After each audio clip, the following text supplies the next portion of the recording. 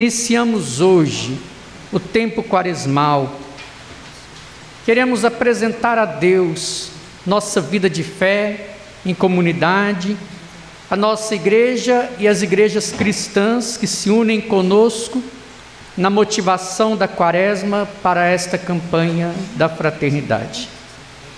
Quaresma traz esse sentido de 40 dias, não exatamente cronológico, mas um tempo especial da graça de Deus para vivermos sempre a escuta atenta, a conversão, um caminho de graça e crescimento na fé. Esse tempo quaresmal é como um retiro, que retiro é tempo profundo de vivência com Deus, de proximidade, de encontro, de conversão e chegarmos os frutos. Todo retiro se espera os frutos, bem como do tempo da Quaresma esperamos chegar aos frutos que vai desembocar no Tríduo Santo e ser coroado com a festa da ressurreição. Esse é o caminho que nós queremos fazer e Deus nos conceda a graça de bem realizá-lo. Pois bem, da palavra hoje, o profeta Joel chama o povo a viver esse tempo de volta ao Senhor, de reconhecimento da sua bondade e do seu amor, de poder reunir todo o povo e renovar a esperança viva do encontro da fé e poder então saber que quando o povo de coração busca a Deus, Deus se deixa encontrar. Porque Deus ama profundamente esse povo. Deus deseja esse encontro. E a fé nos leva a converter-nos, mudar a imagem, a mentalidade, o coração, para que ele se transforme em Deus. Sempre mais em Deus. E o movimento da conversão, ele é contínuo. Ele é para toda a vida cristã. Mas a Quaresma é um apelo especial, como comparei ao modo de um retiro. Ele é uma intensificação na fé para viver esta conversão. Portanto, a cada um de nós, e em comunidade, igreja, é tempo de estarmos especialmente à escuta do Senhor, de rever nossos pecados, omissões, nossas culpas, injustiças, maldades, tudo que nós realizamos em nossa vida por esse tempo, é tempo de colocar de novo diante do Senhor. E clamar a Deus com esse salmo: tende piedade de nós, misericórdia, Senhor, pois pecamos, reconhecemos as nossas faltas. Só há conversão verdadeira para quem reconhece as suas faltas, mas reconhece porque está voltado ao mistério de Deus, porque é Deus quem atrai para esse encontro, e por isso voltamos a nós humildemente, porque é preciso humildade para reconhecer e dizer: errei, faltei, mas Senhor, quero viver na sua graça. Quero voltar a vós, quero, Senhor, com a sua graça, ser perdoado. E assim também que a carta aos Coríntios vai chamar a comunidade à reconciliação. Viver esse tempo oportuno, tempo favorável, sempre é tempo de buscar a Deus, sempre é tempo oportuno, sempre é uma ocasião para sermos banhados do mistério do Senhor. Por isso, pode ser que eu carregue uma culpa, uma falta de muitos anos, mas se hoje eu desejo um encontro com Deus, se hoje eu estou arrependido, se hoje eu quero viver a conversão, hoje é o tempo favorável. Sempre é o tempo favorável. Porque para Deus importa mais a salvação do que a condenação. Para Deus importa mais a sua misericórdia do que pesar uma falta ou mesmo um afastamento do encontro na relação com o Senhor, pessoal e comunitário. Deus nos chama a todos. O Evangelho, por sua vez, apresenta-nos as 3 práticas clássicas do tempo da Quaresma, que são práticas que nos traduzem em obras de misericórdia, que podem ser vividas em todo o tempo e são chamadas como expressão da nossa vida de fé: oração, jejum, e eu vou traduzir esmola por caridade, porque penso que hoje é um termo que talvez expresse melhor.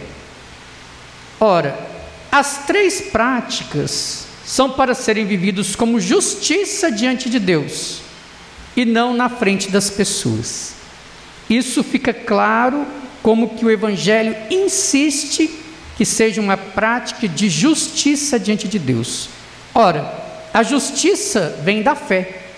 A fé busca o encontro com o Senhor, e é no Senhor que somos justificados, porque é Ele quem nos santifica, é Ele quem nos concede a graça, é Ele quem nos atrai, e é diante dEle que devemos viver toda a experiência de fé, de conversão e das práticas que nos ajudam a exercitar a fé a cada dia.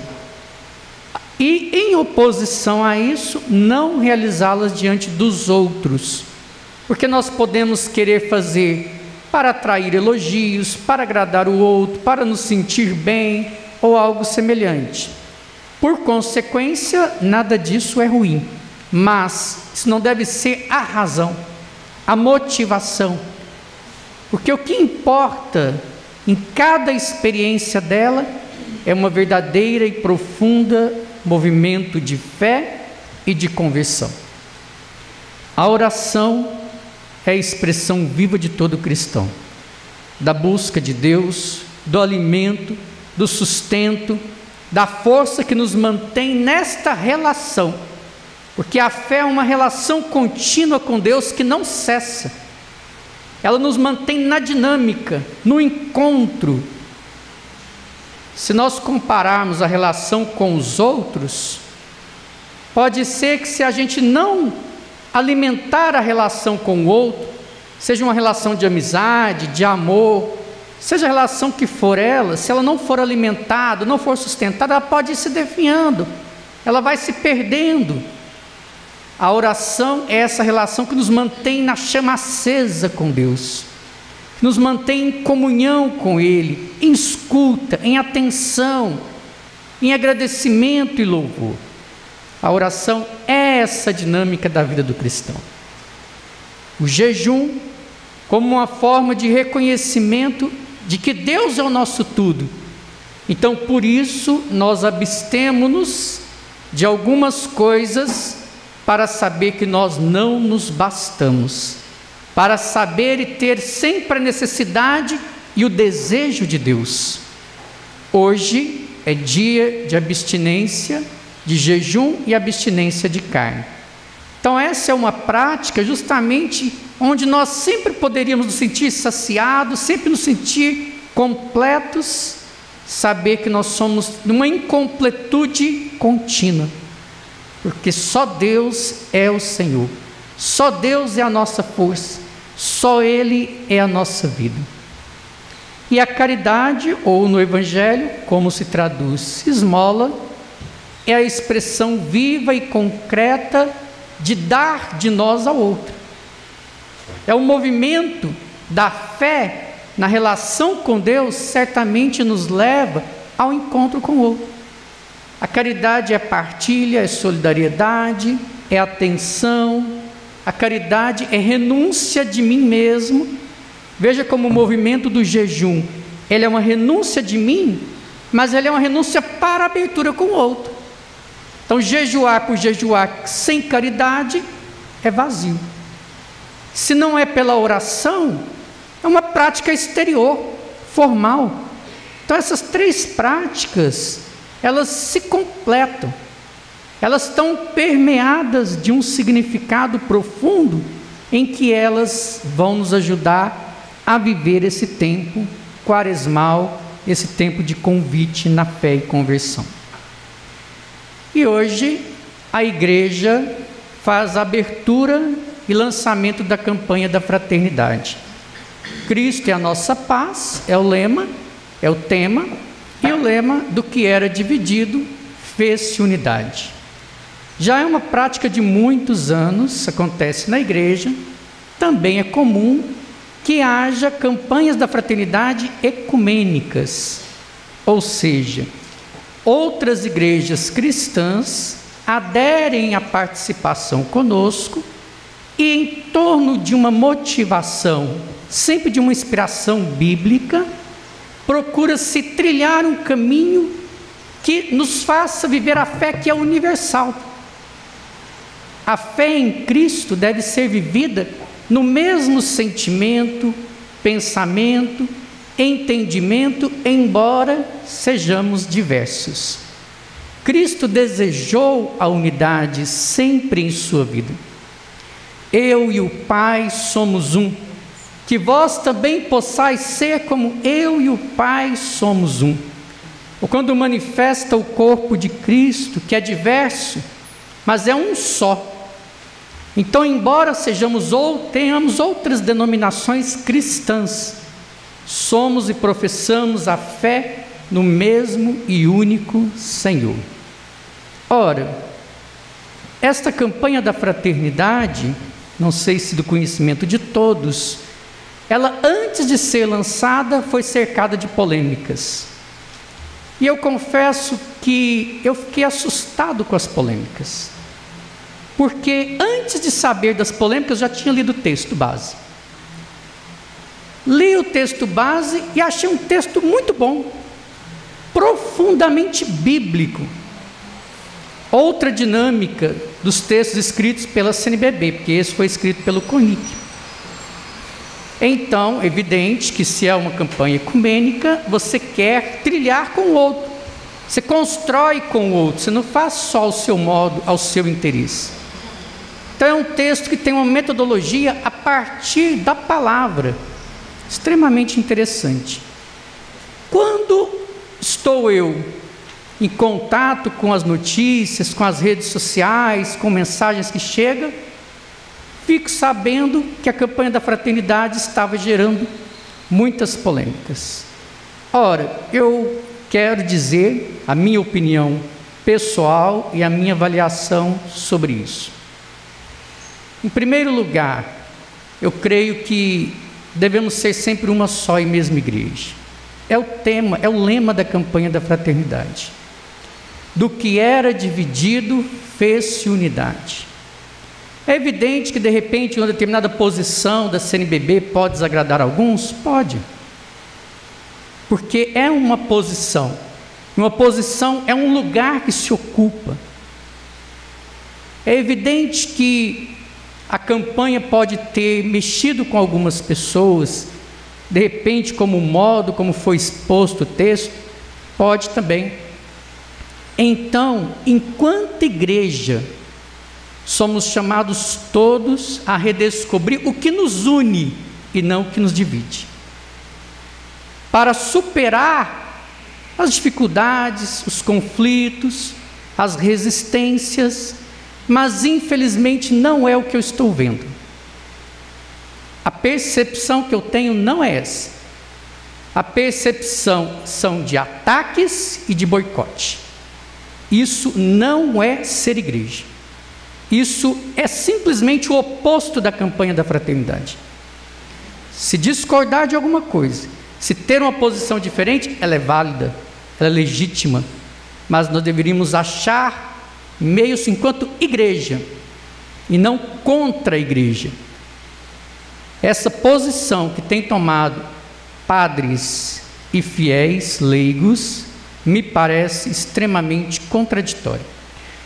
Primeiro porque o que eles dizem, o que eu percebi que é dito, um dos pontos mais polêmicos do texto, é quando o texto cita que hoje há violências e há pessoas que são mortas que ocupam o grupo de minorias. Negros, mulheres, E o texto cita que entre essas minorias estão os grupos LGBTQI+, que é mais ou menos isso, eu não sei dizer tão bem.